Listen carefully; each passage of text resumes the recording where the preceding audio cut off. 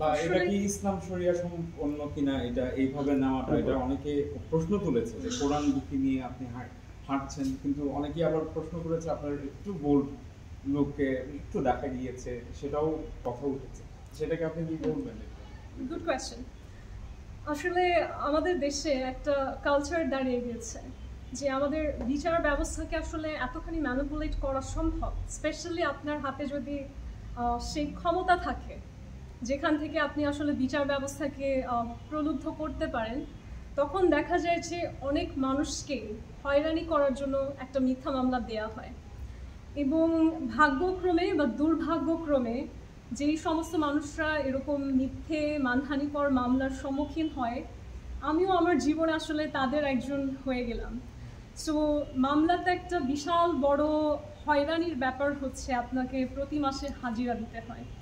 এবং আমার ক্ষেত্রে যে মামলাটি হয়েছে সেটা তো আসলে আরও তুচ্ছ এবং অবান্তর একটা মামলা, কারণ এই মামলাটা যে বাদী হবে বা ভিকটিম হবে তার আসলে নাম বা তার চিহ্ন আমরা কোথাও খুঁজে পাচ্ছি না।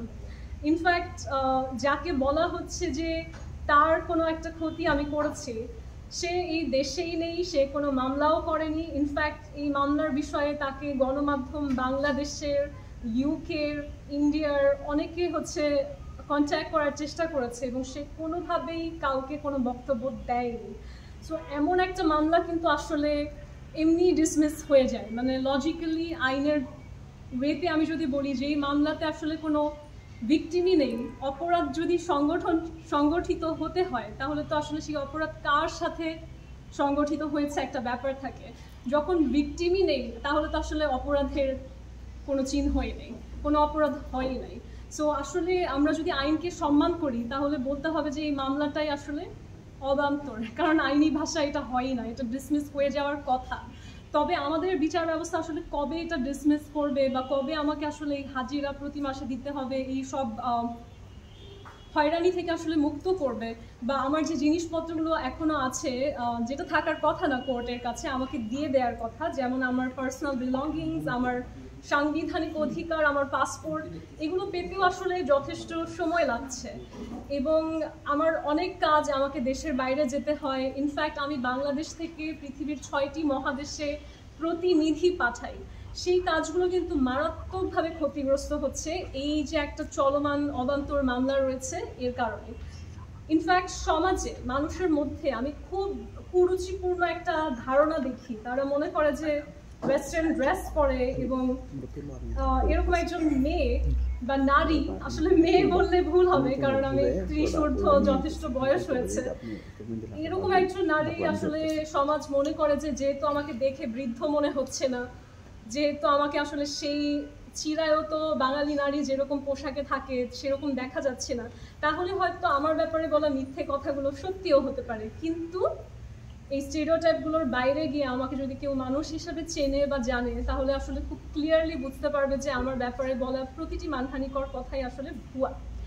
সেই জায়গায় যখন আমি দেখলাম যে বিচার ব্যবস্থা আসলে ন্যায়পরায়ণ হতে পারছে না এবং ক্ষমতার কাছে অনেকটা আটকে গিয়েছে, এবং আমারও কিন্তু অনেক লিমিটেশন আছে, আমি যে সব কিছু খোলাসা করে আমি গণমাধ্যমকে পার্সোনালি দেখাচ্ছি যে এই যে দেখেন আপনারা স্ক্রিনশটস, এই যে রেকর্ডিংগুলো শুনুন, যার কারণে কিন্তু সবাই বুঝতে পারছে যে প্রমাণ সব কিছু তো আসলে আমার কাছে, তাদের কাছে আমার বিরুদ্ধে কোনো প্রমাণ নেই।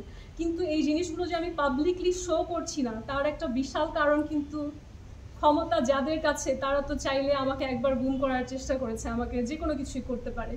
তো সেই জায়গায় আমি আসলে লড়াইটা করব কিভাবে, সেই লড়াইটা আমার কিছুটা মেটাফরিক্যাল হয়ে গিয়েছে।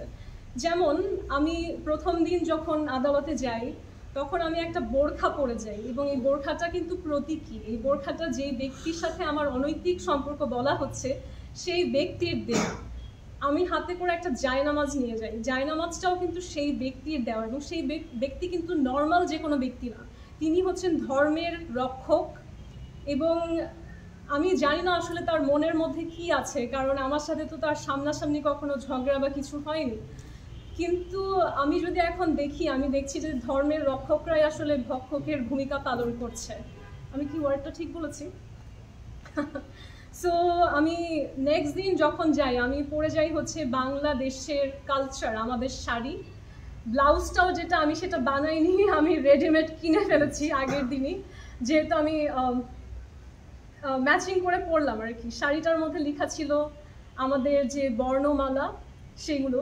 কারণ এই যে মামলাটার পেছনের একটা বড় কারণ হচ্ছে আমাকে নিশ্চুপ রাখা।